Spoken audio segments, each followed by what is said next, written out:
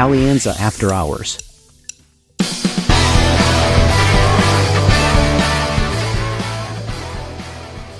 Muy buenos días, tardes, noches, cualquiera sea la hora que nos estén escuchando. Bienvenidos a una nueva entrega de Alianza After Hours, este podcast con un formato un poquito más relajado de lo que usualmente nosotros hacemos y también tratando de entregarles, digamos, de una forma más masticada también, más digerida la información a ustedes. Hoy estamos con David Cubíes, ya conocido director de investigaciones económicas, y Guillermo, nuestro analista de renta fija. Y empecemos como nos gusta, ¿no, David? Paso medio lleno, bueno, medio vacío. ¿Cómo nos fue esta semana? ¿Qué hubo, Cami? ¿Qué hubo, Guille? No, pues sí, arranquemos esta nueva entrega del podcast como es habitual con este formato en donde les presentamos de la semana qué fue lo que más nos gustó y que nos deja un poquito preocupados en esta oportunidad.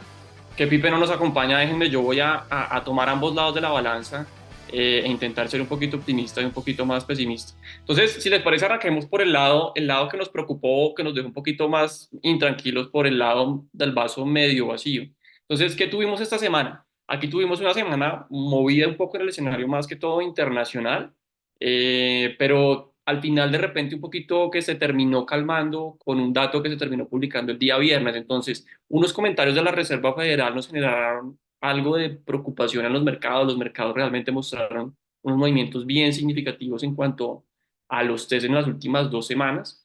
Esto tiene que ver, Cami, con miembros de la Reserva Federal que salen y dan unos discursos, incluso algunos sin voto, pero que nos dicen, señores, no estamos viendo recortes en el corto plazo. De hecho, uno de los codirectores o miembros de la Fed importantes de la Fed de Minneapolis dice, yo voy a necesitar muchos más datos de inflación buenos para pensar en recortes. Y allí pues vimos una reacción de los mercados, los bonos del tesoro subiendo, el dólar fortaleciéndose, y digamos que generó algo de incertidumbre que también se trasladó a los bonos domésticos. Entonces, digamos que por el lado medio vacío, allí encontramos que hemos tenido algunas jornadas, digamos, de algo de temor en los mercados en medio de estos comentarios un poco más hawkish, como se le conoce en el argot de los mercados, de unos codirectores o miembros de la Reserva Federal en los Estados Unidos. Eso, digamos, por un lado.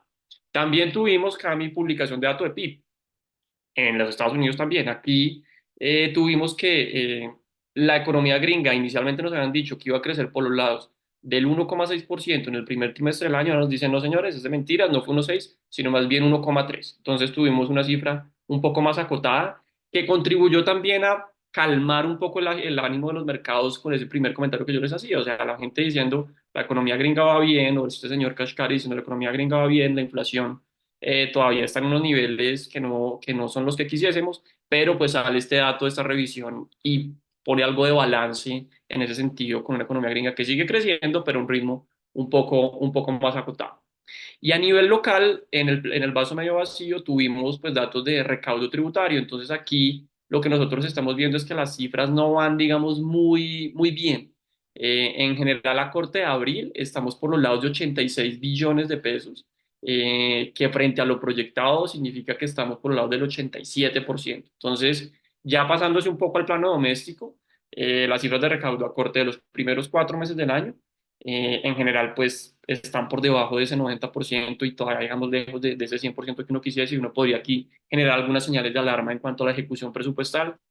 Y, por supuesto, lo que serán las discusiones un poquito más adelante, en este mes de junio que ya está arrancando, de hacia dónde van las cifras fiscales del gobierno con la presentación del marco fiscal de mediano plazo. Y allí, pues, atamos ingresos y gastos y hacemos esas sumas y restas para ver para dónde va el déficit y para dónde va la deuda. Eso a grandes rasgos, Cami, yo creo que sería como el vaso medio vacío, temas globales y algo de temas locales, mercados y a nivel doméstico, este tema de recaudo sin cumplir esas expectativas de los mercados. Y en términos de vacío medio lleno, entonces, ¿qué tendríamos?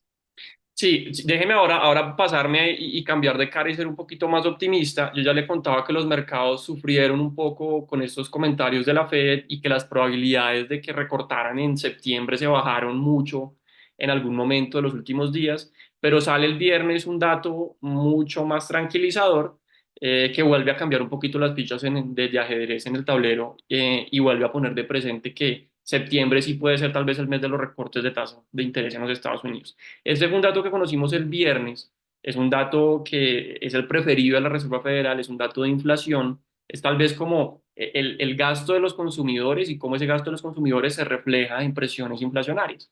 Y al final estuvo en línea el dato total frente a lo que estaba estimando el mercado, pero cuando uno va y mira el dato núcleo, le quita algo de ruido de componentes que tal vez no son los que quiere atacar la política monetaria, pues sí salió ligeramente por debajo de las expectativas de mercado. Allí pues tuvimos que el mercado estaba esperando 0,3% y salió 0,2%. Entonces, con un dato a finales de la semana mejor de lo esperado, vuelven los mercados a tranquilizarse, vuelven a poner de presente la posibilidad de recortes de la tasa de la Reserva Federal por allá en el mes de septiembre y vuelven a animarse un poco los inversionistas y los operadores o los traders o los portafolio managers a darle algo de presión bajista a los tesoros y el dólar a nivel global también a retroceder un poco. Eso desde el punto de vista del Tal PCE, vez, sí, hágale. tal vez, David, no sé si pudiéramos hacer como un paréntesis para mirar el tema de PCE versus IPCI versus IPP. Como un poquito poner en contexto este tema de la discusión frente a los indicadores que uno normalmente mira y tal vez por qué es el preferido de la Fed, tal vez el tema de ruido, que es uno mucho más rezagado que otro. ¿Cómo podríamos meter este PCE dentro de la discusión de IPP, IPP, IPC? Es una buena pregunta, Cami, porque uno está muy acostumbrado siempre a mirar en la inflación, ¿no? Entonces uno siempre dice, oiga, ¿para dónde va la inflación? Sin que deje de ser un dato muy importante para los gringos y particularmente para la Reserva Federal, este PCE, que es, como les decía, es un dato ya medido más por estos gastos de consumo personal, resulta un poco más clave. Sin que como le decía, el otro deje de serlo y sin que el otro que usted mencionaba, que es IPP, que ya son precios un poco al productor, no al consumidor, también lo sean. ¿Qué hemos venido nosotros observando, Cami, en este escenario global? Pues que el IPP gringo se moderó de una manera muy significativa. Eso también permitió que el IPC gringo, es decir, los precios al consumidor, se moderaran. Y esta medida, que es la preferida de la Fed, pues está en unos niveles que están incluso por debajo de la medida total o del PCE normal. Este PCE, como yo le contaba ahorita, pues está ya más cercano a, ¿qué quiere usted? El 2,8, 2,7%, mientras que el total o la inflación normalita está por encima del 3%. Entonces, esta medida, que es la preferida de la Fed, sigue mostrando algo de tendencia bajista y sigue calmando un poco a los mercados. Entonces, aquí solo pues para no aburrir a quienes nos ven y nos oyen, tenemos tres medidas claves de precios: PCE, que es la preferida por el Banco Central gringo; el IPC, que es la que estamos acostumbrados a escuchar todo el tiempo, que es la inflación; y el IPP, que es precios al productor. Todas en principio deberían moverse con dinámicas en el largo plazo relativamente similares o deberían incidir una sobre la otra. Pero pues en esta oportunidad lo que conocimos fue este dato preferido por la Fed, que mostró algo de moderación y que calmó un poco acá los mercados. Y finalmente contarle aquí en este vaso medio lleno, a nivel local tuvimos también noticias por el lado del mercado laboral.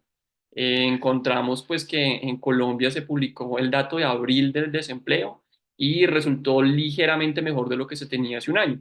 Entonces pues encontramos que hace un año estaba por los lados del 10,7% y ahora está por los lados del 10,6%. Y cuando uno le quita el ruido de la temporalidad y desestacionaliza la cifra, nos quedamos con una cifra todavía de dos dígitos, pero un ligeramente menor a la que teníamos hace un año, 10,5%. Esto es clave también porque nosotros le hacemos mucho mapeo a estas cifras de cara a lo que podría suceder en el futuro. Si nosotros hemos contado aquí en este espacio, la economía se sigue desacelerando, va a tener repercusiones en el mercado laboral.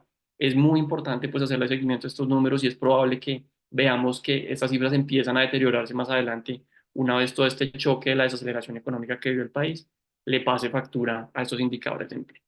Esos básicamente son como los datos claves que nosotros encontramos en la semana, datos globales, datos locales, pero hubo uno también que queremos conversarles aquí, comentarles, y es que tuvimos, y por eso invitamos aquí a Guillermo Jaramillo, datos de qué es lo que están haciendo los extranjeros en materia de compra o venta de test en el mercado local. Entonces, Guille, no sé usted qué encontró ahí en ese informe que nosotros hacemos, que también es muy chévere.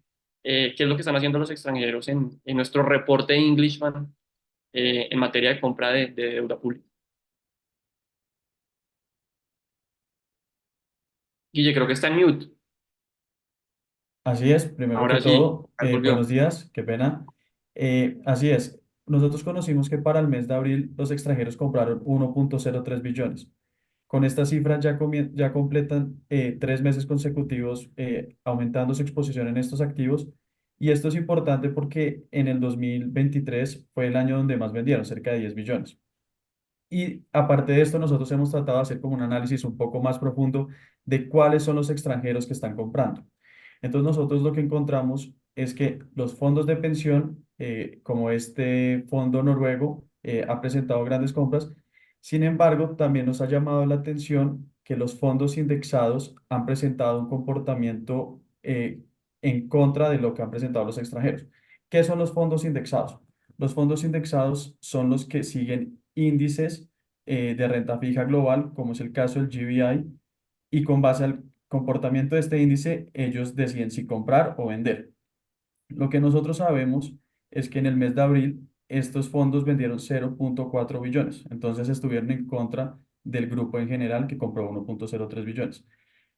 Una posible explicación que nosotros encontramos a este comportamiento es que el próximo mes el GBI va a introducir al país a este país, a India, en su índice con una ponderación del 10%. Esto va a tener un impacto negativo en los demás países, como es el caso de Colombia, que actualmente tiene una participación del 4.5% y se va a reducir al 3.7%. Esto más o menos son ventas equivalentes a los 2.000 millones de dólares. Entonces, es por eso que nosotros encontramos que estos fondos indexados pudieron haber vendido. Un ejemplo fue BlackRock, que es el asset management más grande del mundo, que fue el mayor vendedor para este mes. Entonces, pues, resaltar el comportamiento de los extranjeros y de los fondos indexados. Guille, venga, yo le hago aquí una pregunta. Si nosotros lo que estamos viendo, usted lo acaba de mencionar, es el tema de India, que va a entrar este indicador, este índice que es clave, y eso de repente podría propiciar ventas. ¿Qué es lo que nosotros estamos esperando justamente en este mercado o en donde deberíamos estar revisando, poniendo los ojos de temas claves a la hora de pensar para dónde podrían ir los test? Ok, perfecto. Primero, me gustaría como también aclarar un tema y es que las tasas podrían generar como un apetito por otros fondos extranjeros y con base al comportamiento, lo que nosotros estamos esperando de TES, para nosotros la principal variable son los tesoros americanos. ¿Y qué puede ocurrir con esto? Pues ya lo que usted nos ha venido contando con este tema del PCE, de la inflación y del IPP, y es qué va a pasar con los tesoros americanos. Ese para nosotros es la principal variable. Si estos comienzan a caer, nosotros veríamos una presión bajista en los TES. Sin embargo, si estos tesoros se mantienen en los niveles actuales, pues la presión bajista en los TES podría ir unos meses más allá, o sea, no la veríamos inmediatamente. Entonces, para el comportamiento de test tendremos que estar pendientes de los tesoros americanos y no del ruido que es lo que esté pasando en temas locales. Ok, Y solo para claridad, para saber si, digamos, yo de este lado también entendí bien. Entonces, este tema de extranjeros es simplemente para deuda pública colombiana en pesos colombianos, es decir, nada emitido por el gobierno colombiano en dólares, sino eso es simplemente moneda local. Y así es que se compone el índice de solo moneda local o solo moneda extranjera. ¿Cómo funciona eso? Es verdad. Entonces, pues para aclarar, lo que hace el índice es reunir a varios países y les da una diferente ponderación sobre bonos de moneda local. Y actualmente Colombia tiene un peso del 4.5%.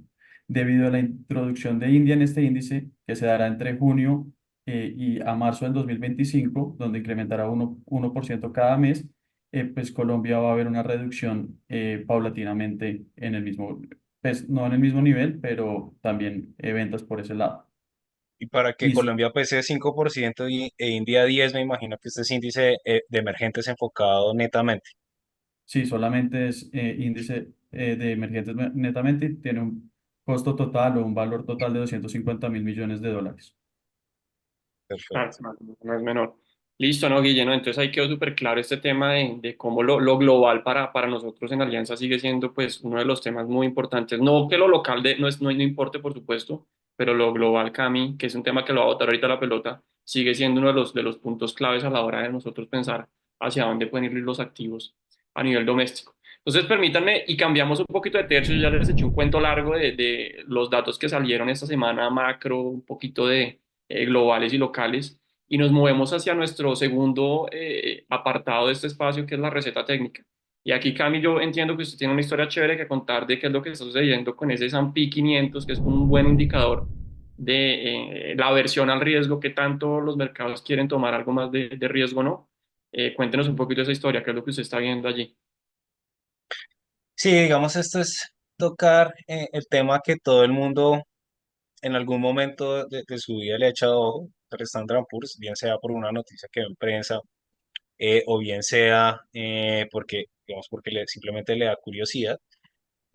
Aquí resaltar que si cogemos esta foto y le hacemos zoom, lo que queramos, este es como el índice que ha concentrado los retornos durante los últimos 15 años, casi que desde la crisis del 2008. Ahí arrancó, recordemos que el S&P hizo 666, este nivel mínimo icónico, y ya está por los lados de los 5.200. Entonces ya vamos en un bull market de 10 años, casi 15 años, perdón, y eso es por eso digamos que es el foco de todos los operadores a nivel mundial. ¿Por qué? Porque mientras esto esté arriba o con tendencia alcista, pues no pasa nada, no significa que nos vamos a valorizar, pero sí significa que no nos vamos a desvalorizar y puede hacer un lateral. El problema es cuando hay correcciones acá, porque cuando hay correcciones y esto sí va para la baja, explota el VIX y todos los activos de riesgo terminan siendo vendidos. Entonces es por eso que miramos el Standard Poor's, no porque,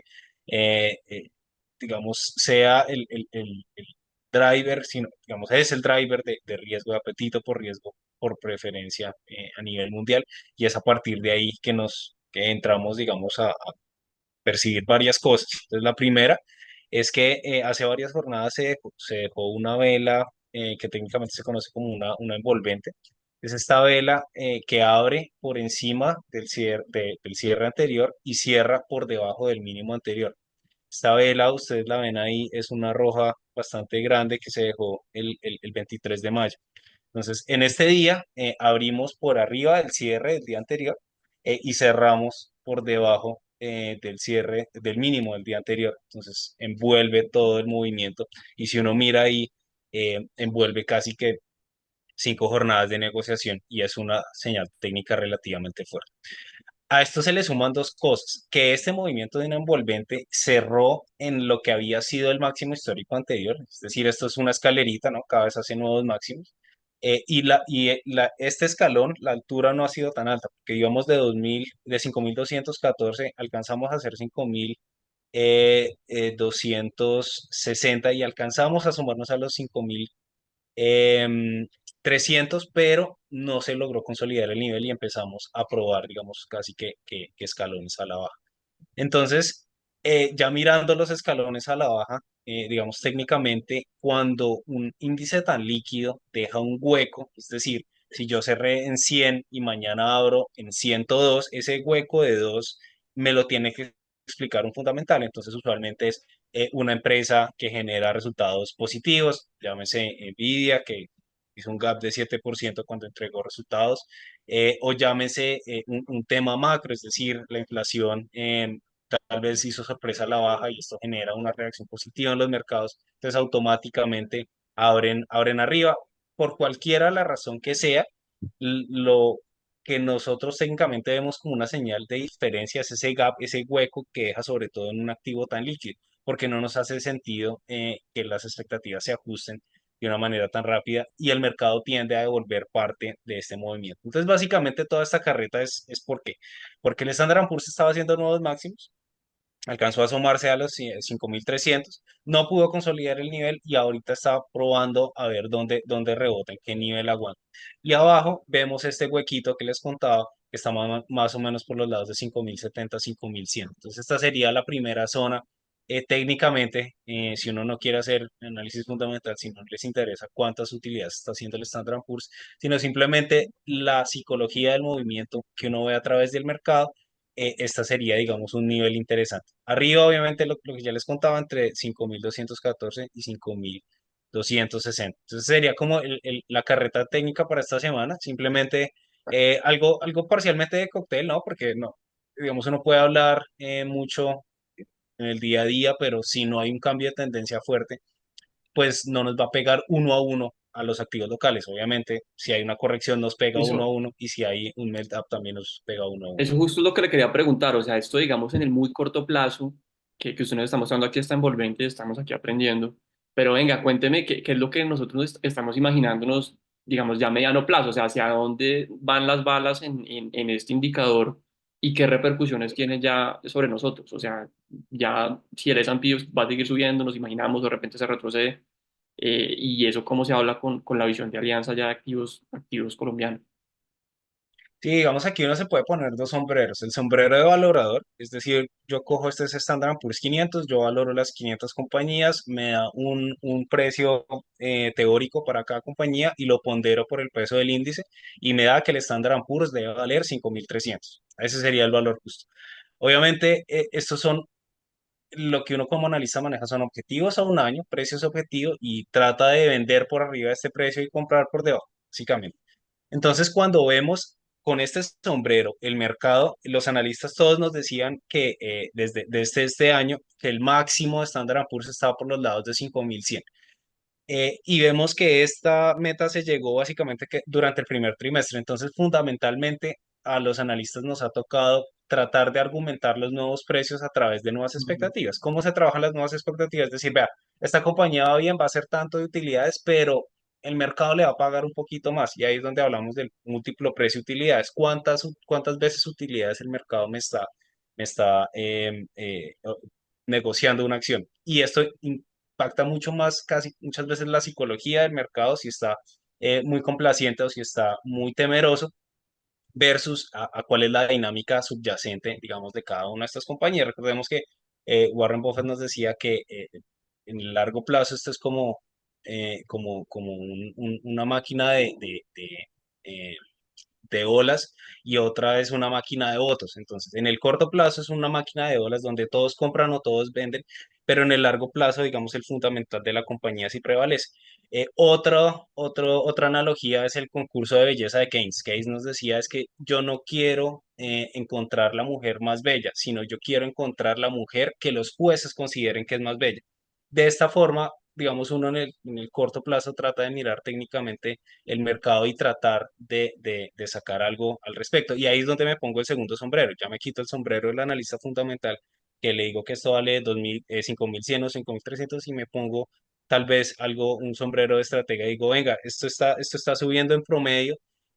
Hay flujos positivos, el mercado, digamos, la economía gringa nos muestra señales de deterioro y las compañías siguen creciendo en utilidades. Entonces, con esa mezcla es difícil uno encontrar una corrección en el corto plazo. Claro, uno sabe que los múltiplos, teniendo en cuenta la tendencia de largo plazo, están bien extendidos y que a pesar de que esta ha sido la fuente de retornos de los últimos 14 años, no lo ha dejado de ser. Sigue siendo una fuente muy concentrada de retornos. Entonces, básicamente, toda esta carreta es para decirle que no tengo ni idea, pero que nuestras expectativas es que mientras que no haya un tema macro adverso, la tendencia alcista técnicamente sigue siendo muy fuerte. Y es ahí donde decimos que por el momento, si no hay un ambiente técnico macro, este tipo de volatilidades pudieran ser compradas teniendo en cuenta estos juegos técnicos y estas reglas técnicas que le decía anteriormente. No, listo, súper claro, súper bueno esto, para entender un poquito de este mundo de las acciones gringas. Pero déjeme yo también, le vuelvo a poner la pelota en su cancha para hablar del meme de la semana. Y aquí pues encontramos que no solamente está interesante el tema accionario, sino también lo que está sucediendo en el mercado de commodities, de materias primas. Y allí pues incluso Felipe, que en esta oportunidad no nos acompaña, vimos que posteó uno de estas imágenes para hacer alusión a lo que usted nos va a hablar aquí. ¿Qué es lo que está pasando ahí con esos commodities? Cuéntenos ahí. Listo, empecemos tal vez por las foticos. Trading Places es una película de los 80 que es clásica, ¿no? Clásica del mercado, es tal vez el lobo de Wall Street de la generación pasada, de los Gen Xers, de los Baby Boomers. Em, básicamente habla de un trader de commodities, es como la típica figura de este man que tiene mucha plata versus este man que es el incumbent y digamos, está envuelta en un tema de comedia, pero está enfocada en trader de commodities. Dentro de esta película hay una mención importante a los contratos de jugo de naranja. Entonces uno dice, "Oiga, pero si yo veo un mancito haciendo jugo de naranja cuando salgo a la ciclovía. Eso se negocia en futuro en las bolsas de Chicago. No es el commodity más líquido, pues no le voy a decir que esto negocia lo mismo que negocia el petróleo, porque no, estamos en órdenes de magnitud de diferencia, pero sí es simplemente un hecho que es muy folclórico muchas veces y que cuando hace movimientos extraños también a uno le llama la atención, sobre todo cuando podcast atrás o semanas atrás hablábamos con Felipe de la tesis de macrociclos de materias primas. Entonces, cuando uno en el largo plazo mira las materias primas y empieza a ver movimientos raros, donde los futuros empiezan a negociar con límite superior y límite superior, y los movimientos son tan extremos, uno dice, venga, aquí hay algo, aquí se está cocinando algo, básicamente. Entonces, ¿qué tuvimos y qué puso Felipe en su Twitter? El movimiento de contratos de jugo de naranja, que lo vemos a la izquierda, un salto de 200 a 400 o a 500. Básicamente esto no es que uno le diga que es operable, que yo compré 200 y vendí arribita, porque esto abre límite arriba, límite arriba, límite arriba, y es muy difícil por la baja liquidez muchas veces del commodity que se pueda hacer la ejecución completa y que la formación de precios realmente sea significativa. Pero esto también hace que los movimientos sean muy agresivos hacia arriba y hacia abajo. Entonces ahí tenemos el cacao, que está, como está en logaritmos, no se ve bien la corrección que ha tenido, pero cacao también fue muy agresivo durante 2 años casi, eh, y vemos que, digamos, varias materias primas se le juntan. Entonces, obviamente uno dice, falta el oro que explote, el oro es mucho más líquido que el cacao y que el jugo de naranja, entonces no nos va a explotar de la misma manera, por más perspectivas positivas que uno le tenga al mercado, bien sea por sesgos ideológicos o por tema de oferta y demanda. eh, no va a ser así, pero sí creemos nosotros que puede darse una tendencia de largo plazo como la que se dio por los 90 y que terminó por los lados de los 2000. Entonces, básicamente aquí simplemente estamos viendo, estamos observando los movimientos, nos llama la atención, compartimos el sesgo, esto es tal vez un poquito de sesgo a la confirmación, porque nos gusta lo que están haciendo los precios por la tesis que tenemos de largo plazo de materias primas. Y obviamente esto no es que simplemente es para ponerlo en meme, sino que al final del día también esperamos que se traduzca en petróleo. No es hoy, no va a ser el fin de semana que se reúne la OPEP, que ya lo trataremos más adelante, pero sí es algo que empieza a jalar, es una vela, es un viento de cola que este avión de los commodities puede empezar a llevar y que al final del día esperamos nosotros que se traduzca en petróleo. Entonces, básicamente el meme es simplemente para amenizar que seguimos viendo movimientos en commodities.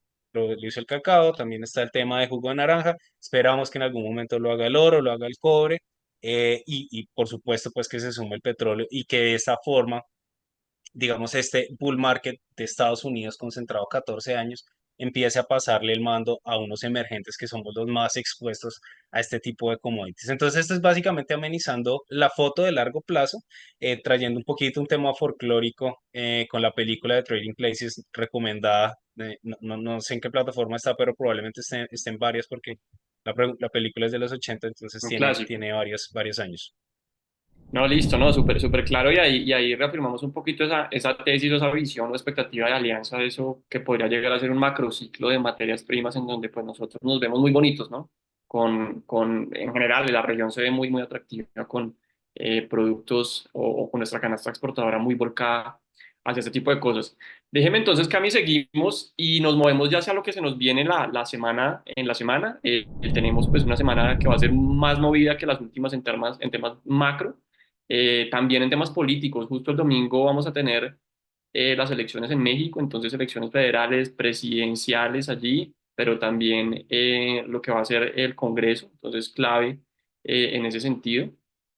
Y también vamos a tener algunos datos importantes hacia final de la semana en cuanto a lo que van a ser los precios al consumidor en algunos países de la región, en Brasil, perdón, en Chile y en México, y un dato súper clave en los Estados Unidos que va a ser dato de mercado laboral.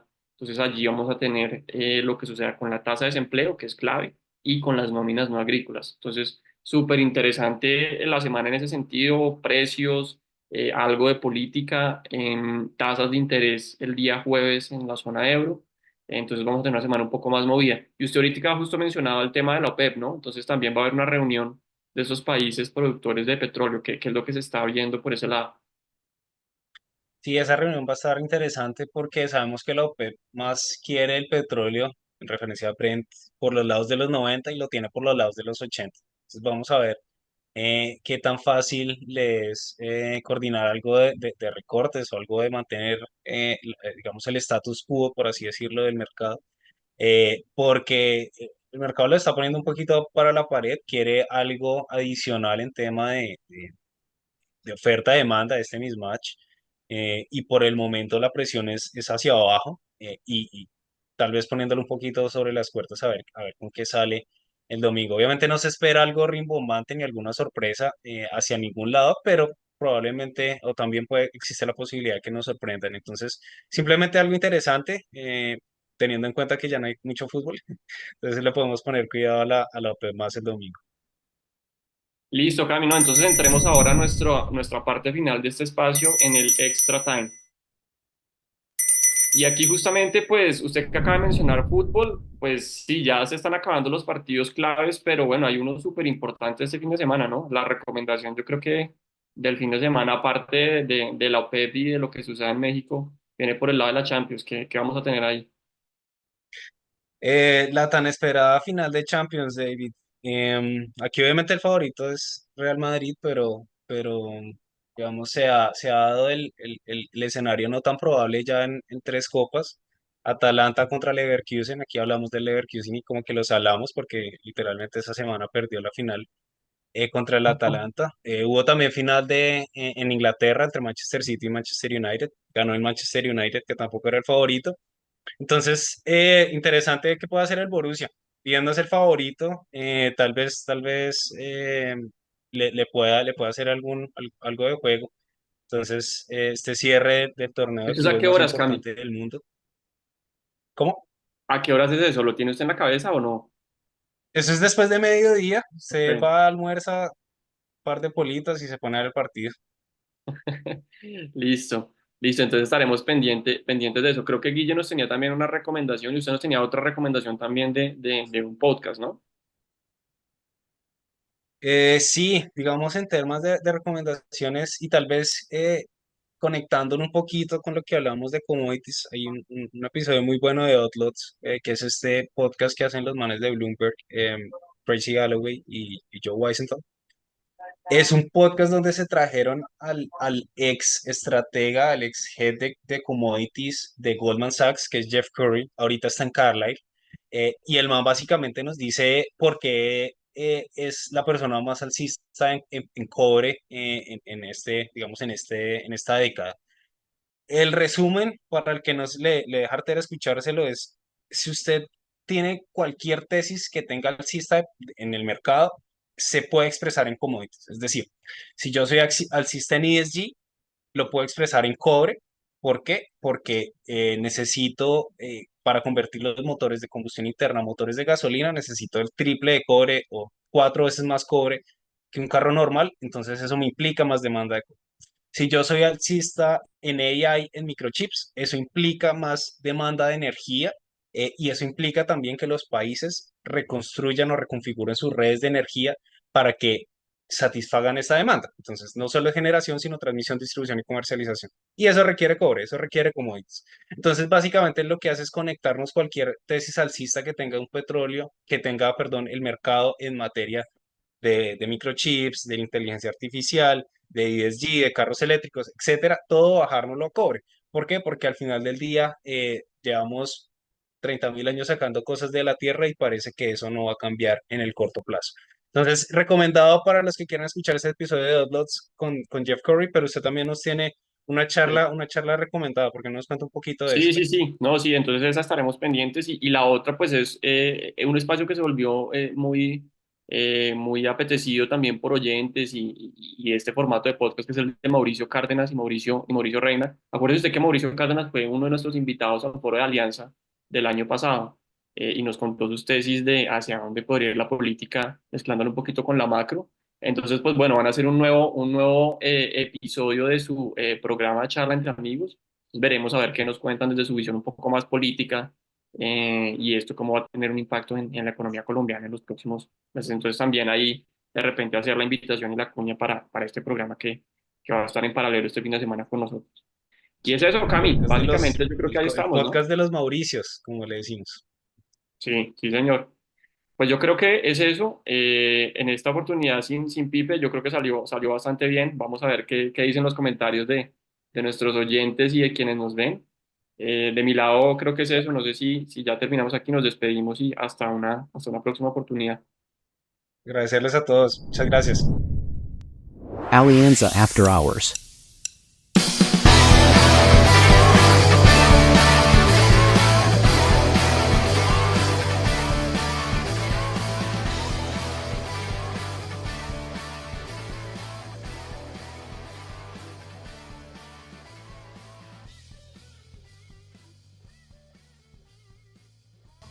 Nada de lo que se discuta aquí debe ser considerado como recomendación profesional para realizar inversiones. Las opiniones aquí expuestas no buscan imponer términos ni condiciones comerciales o legales ni tampoco se constituyen en suministro formal de información al mercado de valores. Adicionalmente son opiniones personales y no representan las de Alianza Valores o Alianza Fiduciaria.